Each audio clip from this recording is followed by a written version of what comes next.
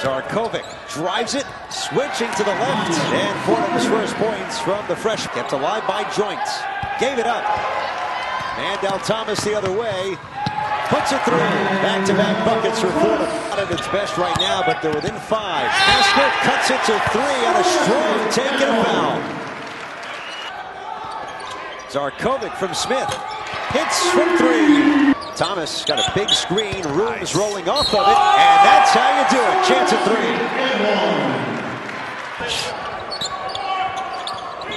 Zarkovic.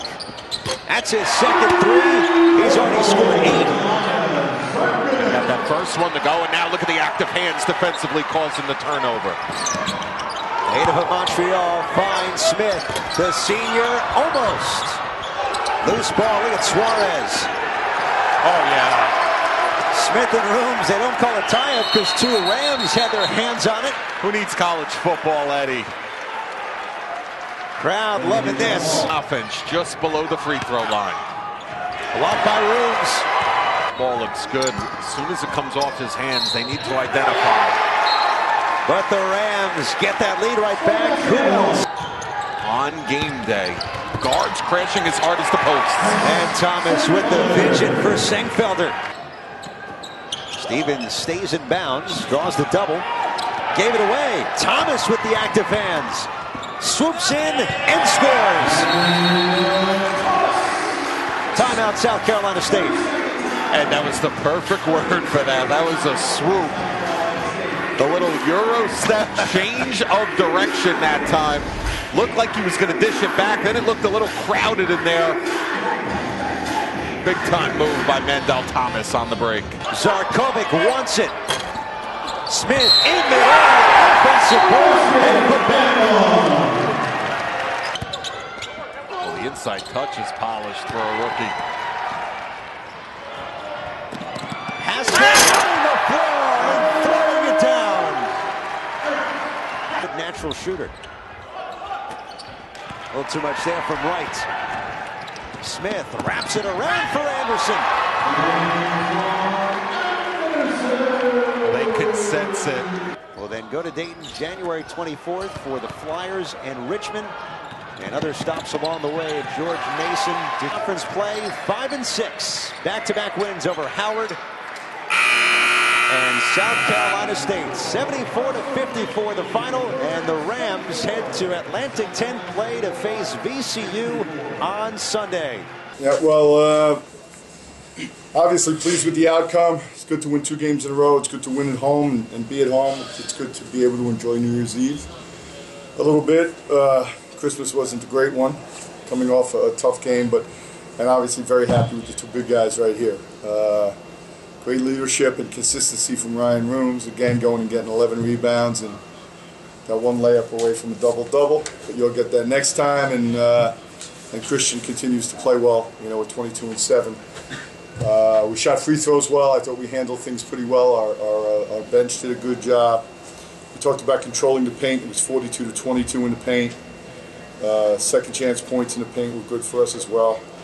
So obviously got to work on the turnovers. We had some silly turnovers, got some sloppy turnovers, but that's going to continue. And we're going to get ourselves ready now for conference play with VCU coming in on Sunday.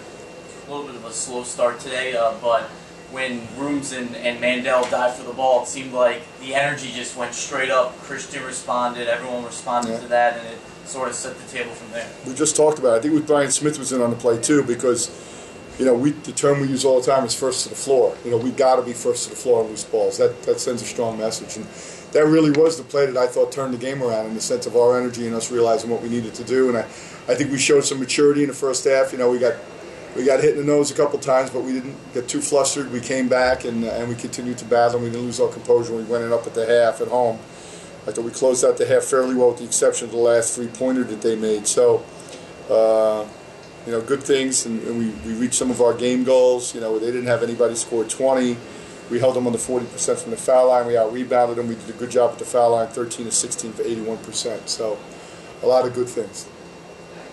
Can you talk about the decision to start Nemanja and then the production that you got from both him and Antoine? Yeah, Antoine was late this morning. He was a few minutes late. He ran back to his room to get a different warm-up top because he wasn't wearing what everyone else had, he told me. So he ran back. He was a minute too late, and that's just the way it is. So he lost his starting spot, and we started Nemanja. And you know, I think it's good. I mean, we've got a pretty good 8.5, 9-man rotation going now. You know, with Nemanja and Brian Smith coming off the bench, and you know, I thought that they both did pretty good jobs, and I think that with our ability to play some multiple defenses, those 8, 9 guys have a feel for what we're doing and how we're trying to do it, and that's important for us. It's good. It's going to allow us to. It's going to allow us to morph and do more things as we get into conference play, which you need to do. You need to change things up a little bit.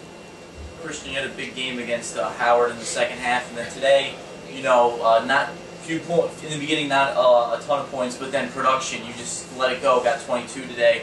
Do you just let the game come to you and let the ball find you, and that's how you get your points? Basically, yes. That's basically all I do. Like, I mean, Mandel, Twan, all the point guards, they do a great job finding me in the open spots. And all I do is just turn around, lay it in. It's like, I mean, I got them on 22 points, probably like, I think I had like 4 free throws, and the rest of the 18 points are all layups. But I do like a great job finding me, and I just lay it in. And one of the things we talk to the guards about all the time with both these guys is get them the ball in sweet spots. You know, you got to know personnel and get the guys the ball where they can score the ball. And I think they're doing a better job of that. Ryan, we knew this was going to be a big season for you. Do you feel right now you are where you want to be?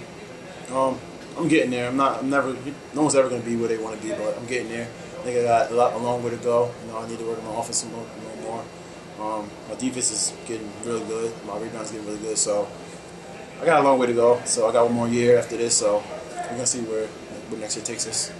You know, we just talk every day in practice. Can we get 1% better? You know, at the end of the year, you've got about 85, 90 practices in there. So if you get 1% better every day as a team, you're going to be pretty good by the end of the season.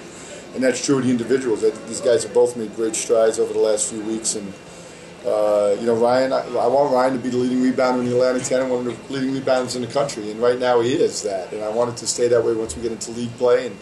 And he's more than capable of doing that. So I think it's good. You know, when you look at the balance that we've had the last couple of games, it's a good thing. And now we're going to go into a really challenging beginning of the season. You know, the A-10 didn't do us any favors. You know, we have 2 home games, but the students aren't here. And they were against 2 of the better teams projected in the conference that are playing very well, VCU and Dayton, and then to go on the road at Rhodey, at LaSalle, and at St. Joe. But, hey, that's life in the big city. That's why it's the 7th-ranked conference in the country, you know, because every night's a challenging night and you're playing against high-level players and teams. Coach, it seemed like good ball movement inside and outside today. You got Christian was hitting it from the inside with nice passes in the lane, and then also when it came into like Ryan, it'd go out and you get a nice open look for a 3. Did you like the ball movement today? Yeah, very much so. Yeah, I think we're very unselfish, and I think that that's a good thing. You know, that's contagious.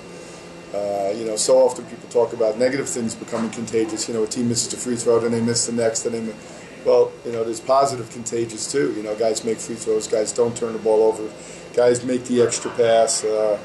It's the second game we've had 20 assists. I'm not thrilled about the turnovers, but still to have 20 assists is a good thing. Were you impressed, Tom, by the resiliency that this group has shown? A couple tough losses early, bounced back with some wins.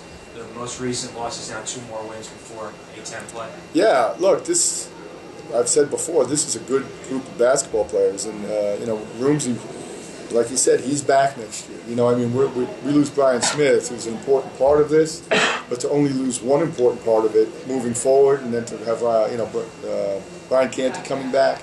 So, I mean, the future's bright. We want to win now. You know, it's not about how good we could be next year. It's about how good we could be next week, how good we could be next game, you know, and that's what we're striving for and pushing forward. But, yeah, I mean, look, we've had very few days where they've had bad practices.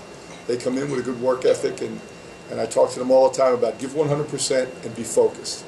And if you can do that, and that's really hard for young players to do. It's really hard for a lot of players to do, but especially young players.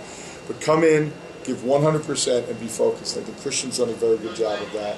Of all the freshmen, he's done the best job, and I think that's why he's been so consistent. Eric's doing a better job with it.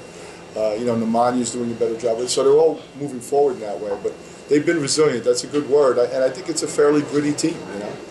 I know you say freshmen make you feel old or look old, but when you see Christian just keep getting better every game, and Eric having a nice block, and Antoine getting to the bat, and you see these flashes of brilliance, you know, how does that make you feel, you know, going forward into A-10 play, where you're going to play these as physical teams to be able to play up to that standard. What am I supposed to say? Less old? You know, I always kid around. I say it gets you on the inside coaching. You know, it's not always about gray hairs. It's about sleepless nights and all of those things. But that's a gift. Pressure's a privilege. It's because you're passionate about something. So, you know, I get on them, and they know it. Especially Rye. He's been here. I get on him, but I don't get on my 12-year-old son any less. I might use different verbiage on occasion, and he'll grow into it.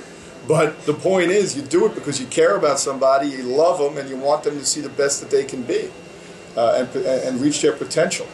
So they know I love them to death, and they know I see what their future can be. We just got to get them old. You know, we got to get them old quick, you know. So I think we're moving in that direction, and that's a good thing. And they know I got their back, and they got mine. I feel good with these two big guys next to me. Good. Thanks, guys. Thank you all so much.